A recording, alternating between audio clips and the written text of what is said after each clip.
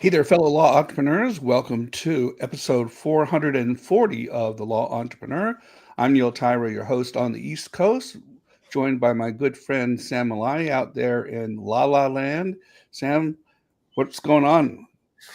Feeling good, feeling great. We have an amazing topic today. Neil, I'll let you pick the topic today.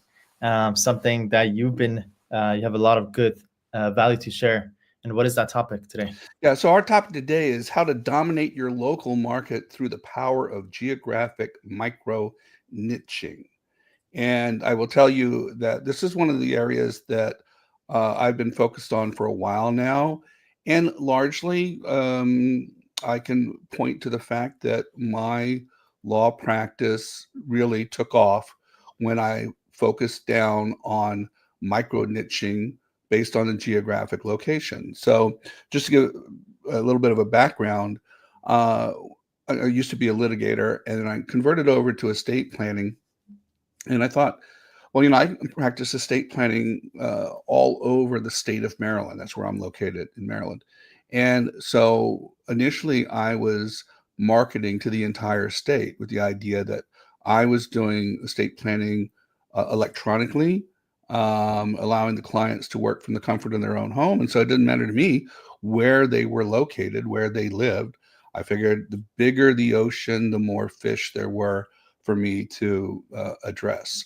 And so that's how I kicked off my estate planning practice. Well, a few years later, it wasn't as successful as I really would have liked. And I had a lot of spread out cases all over. And I talked to this guy who ran this company called Legal Funnels. His name was Sam Malai. And he was repeating a phrase that's often heard in the marketing world, that the riches are in the niches. And I was struggling to figure out, how can I niche my estate planning practice? Because estate planning pretty much is the same regardless of what geographic location you're working out of. And it finally got to the point where I was looking at where I was spending my marketing dollars and where I was getting my results. And I started to recognize that the closer I got to home, the more success I was having. So I took that leap and I said, you know what? The local town that I live in has more than enough potential clients to serve my needs. So let me start to focus down exclusively on the town that I live in. And given the fact that only about 37% of adults have an estate plan, that left a pretty big, if not ocean, a gigantic Great Lake uh, around me to ply my trade and to fish for clients. So that's what I did, and can say the two things that literally um, made my practice a success. Again, I will give credit where credit is due, Sam, largely as a result of listening to you. One was hiring my first full-time virtual assistant, and the second thing was micro niching my marketing strategy down to a local geographic area. So today we're going to talk about 5 reasons why that allows you to dominate uh, your uh, your competition and really develop the kind of practice and lifestyle that you really hope for. So first and foremost, the first thing to recognize is that it creates a stronger brand presence within your community. Okay. As a result of focusing my marketing efforts on the local community, I became more recognized within the community.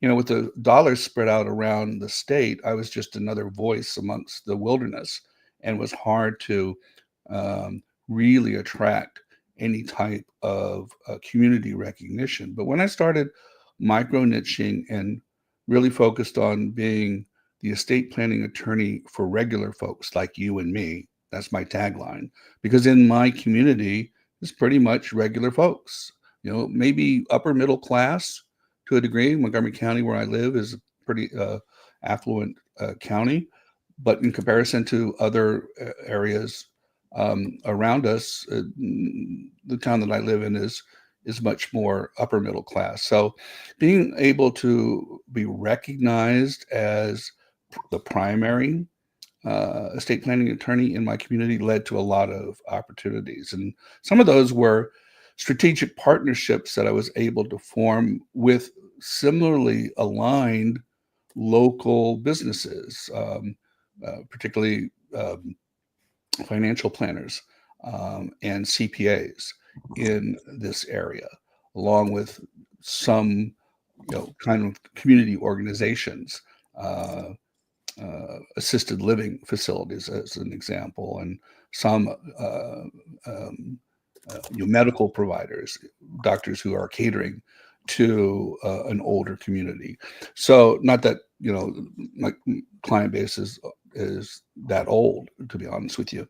So, the idea of creating a strong brand presence in the community was something that was directly a result of micro niching down to a specific geographic area.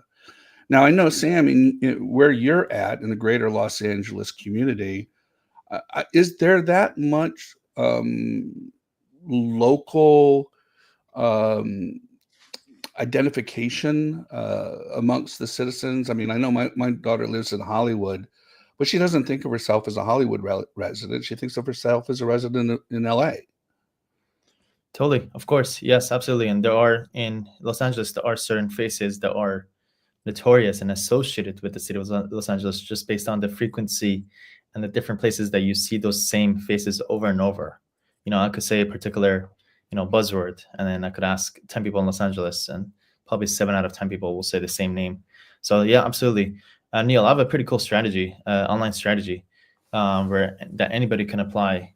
Again, with trying to be the local, essentially celebrity that Yeah. you'll be known for your niche.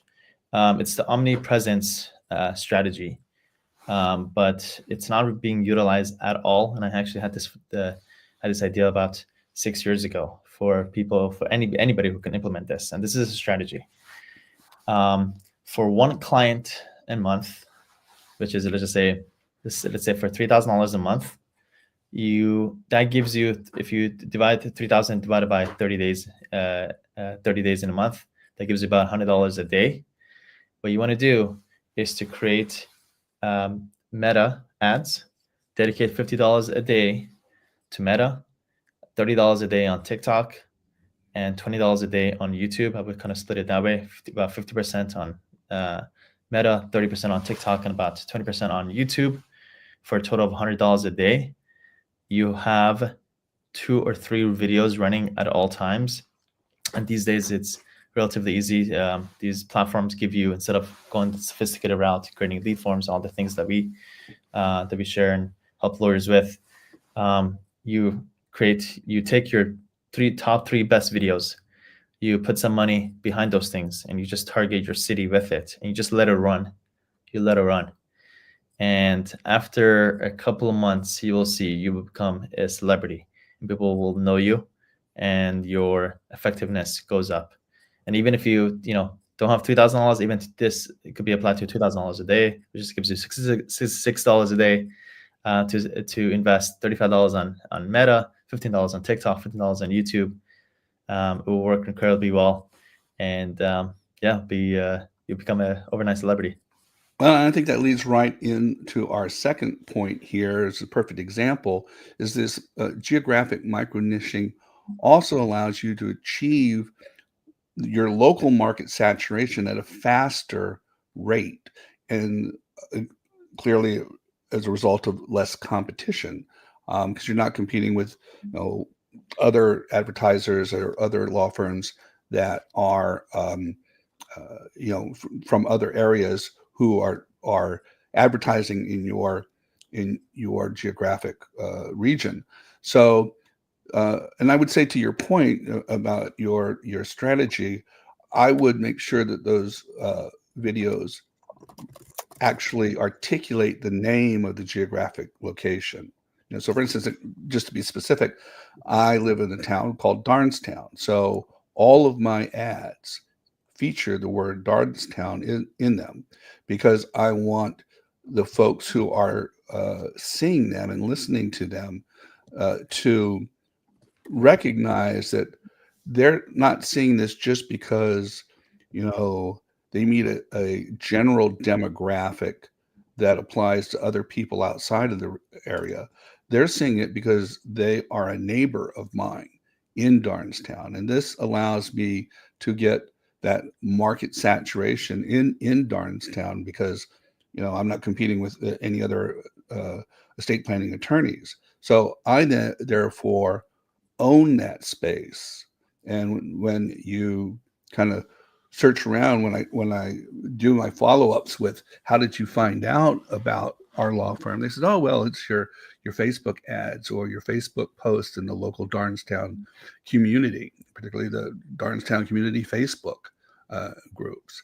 And so without the competition from the outside, um, it become more and more clear that when in this area, if people start to think about doing estate planning, um, you know, they're going to be thinking about my firm.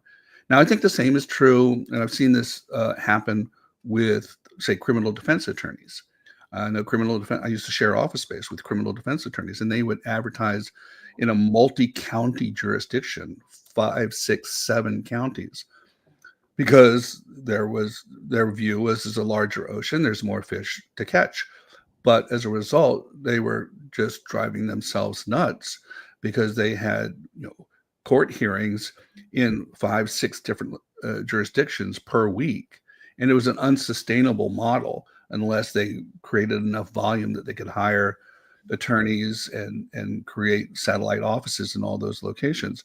The more they niche down to their local community, the greater opportunity for them to achieve market saturation against, you know, less competition. And this goes along with the strategy of whatever you do, you want to dominate it. You don't want to be average, right? As the market grows and more people enter the space, the essentially the adoption curve, the same kind of adoption curve that we see, where most of the people are right in the middle, but most of the revenue and the profits go to the top, probably the top 5% max, maybe the top 10% of the businesses.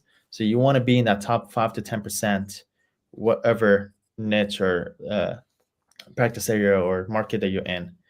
And that means going hard into whatever you do. So instead of trying to be an average in your state, then you want to be the dominant player in your city, and essentially owning it, and having that all-in mentality. And it really, Anil, starts with your decision to and your commitment to make that your overall strategy, that focus that I'm gonna dominate my city. I'm gonna be the number one, most well-known, most successful lawyer doing this in this city. Starts with that, which hopefully today's show will help you, give you that clarity and give you that determination to make that part of your strategy this year. And one of the things that I found that I was pleasantly surprised by is that, and this leads to our next point, which is, I think we're on what, number 4? Yes. And that is that in doing so, in micro niching down to a smaller geographic area, I actually was able to increase the client experience almost just by default. And as a result, getting higher referral rates from the local community. And why is that? I think when you market to and you service folks that are geographically close knit and are part of a distinct community, that you have a stake here. You need to treat them correctly. You need to be able to service them appropriately, because they're your friends and neighbors, or they're friends and neighbors of your friends and neighbors. And the community is too small to take them for granted. You know, when you're marketing across the state or across multiple jurisdictions, if you get a client that maybe you don't connect with as well as you would hope, it's kind of easy to put them off to the side a little bit and perhaps not give them the kind of client experience that they deserve, because it's a little bit out of sight, out of mind. But when they're in your backyard, you can't afford to do that. So by definition, it improved the client experience for my clients, and I can directly relate that to the quality of the reviews that I got from satisfied clients. I had nothing but 5-star reviews. Now I worked hard to achieve that, but I think because I'm working with a tighter knit community and a closer community, it lends itself to more personalized service. Certainly, I could do things quicker. I could respond quicker than if they were, across the other side of the state.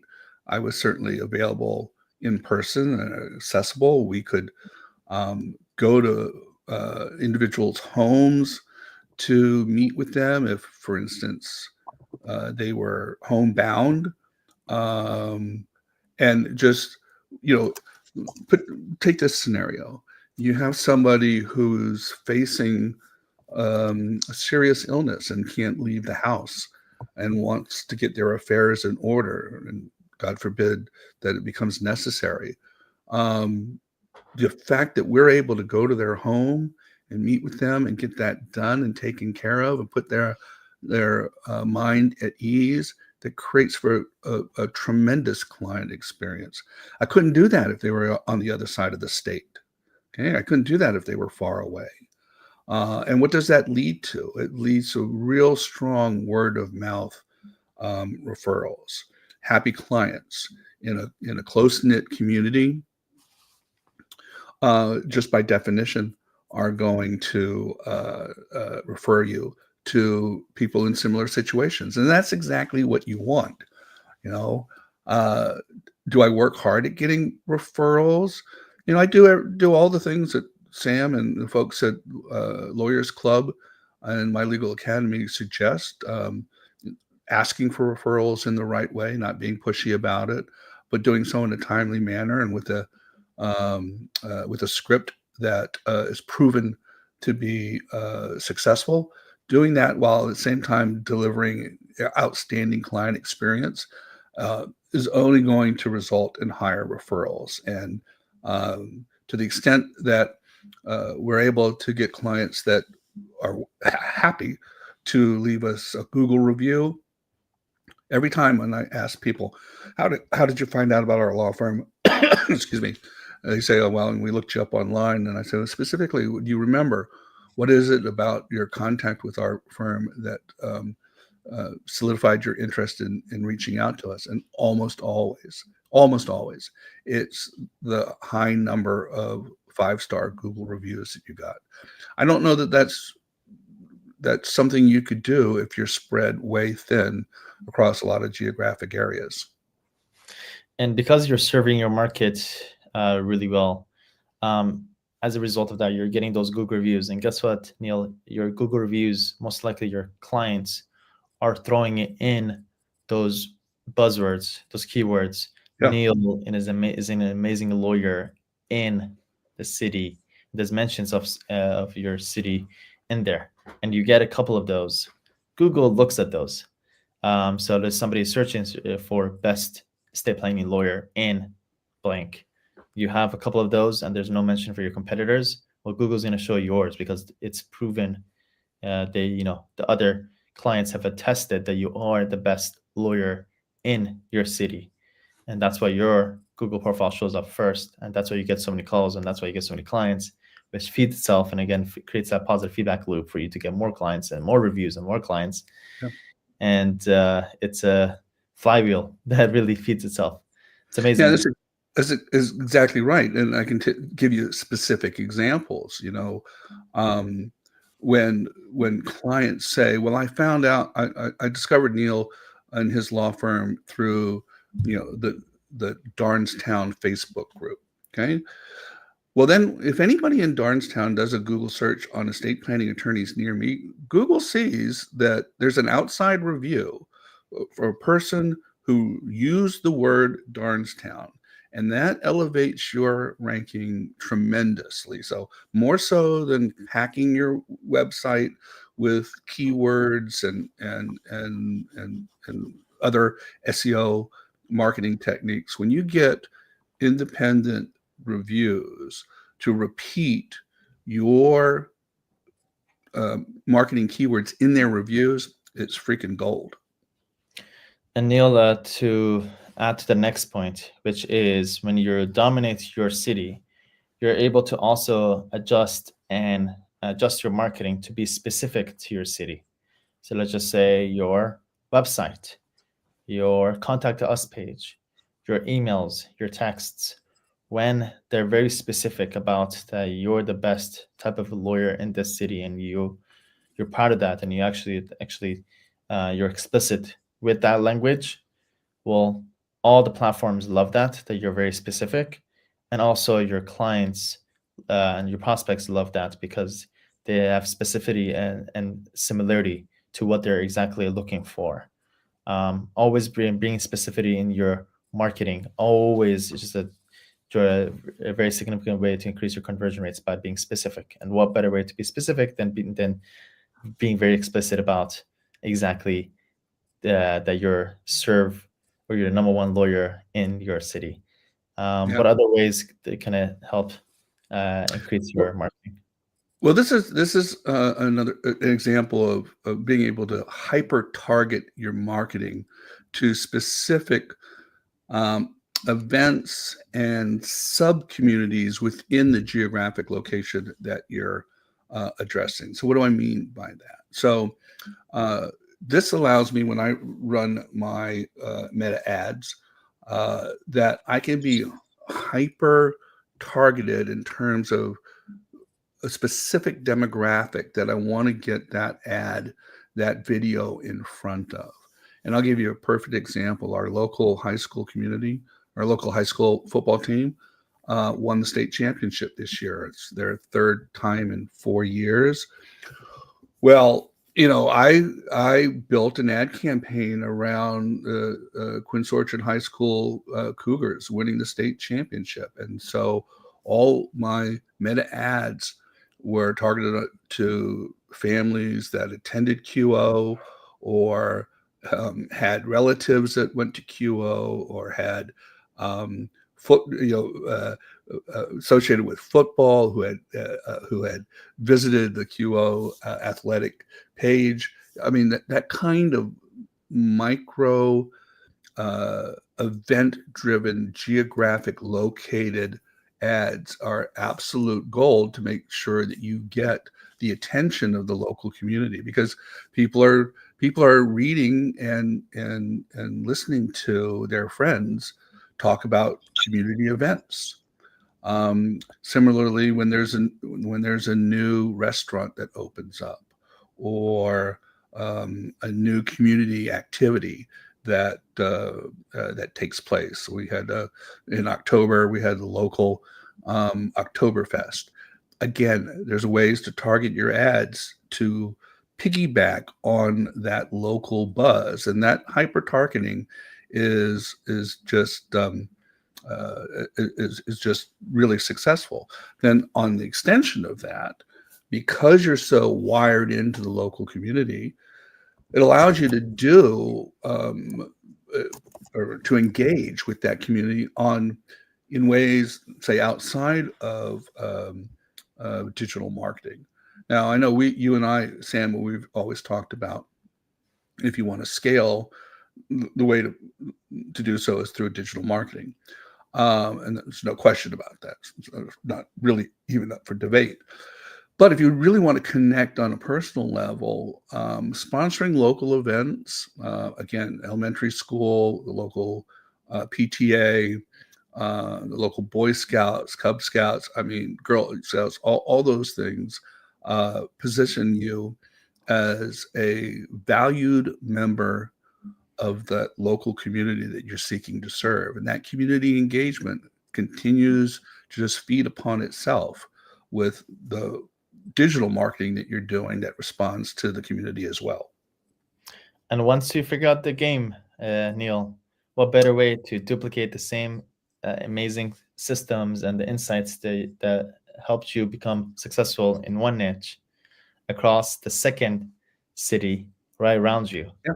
or around the state, or possibly another state. And that, that's something I always lean into. Once I figure it out, I'm always looking to duplicate the exact same thing across different niches, different practice types, different geographical locations, different partners, whatever that is. Not needing to reinvent the wheel, but just duplicating the wheel and scaling up from there. I couldn't agree more. I'm sure you see this in LA, and our listeners see it in lots of places where they live. But here in this community where I'm at a city called Darnestown, across the street is North Potomac. Across the street is Gaithersburg. Across the street is Germantown. So I can pick up and do exactly what I did in Darnestown, word for word, ad for ad, and just change it to Germantown. And I've scaled a second community. Or Gaithersburg, now I have a third community. And now I'm micro marketing in specific communities that are all connected together. And it's gold. Yep. I was gonna say, oh yeah. So to our listeners, by the way, we have a lot going on in Lawyer Club. Just last week, Neil, I did an hour and a half, very comprehensive training on AI mastery for lawyers. Yeah.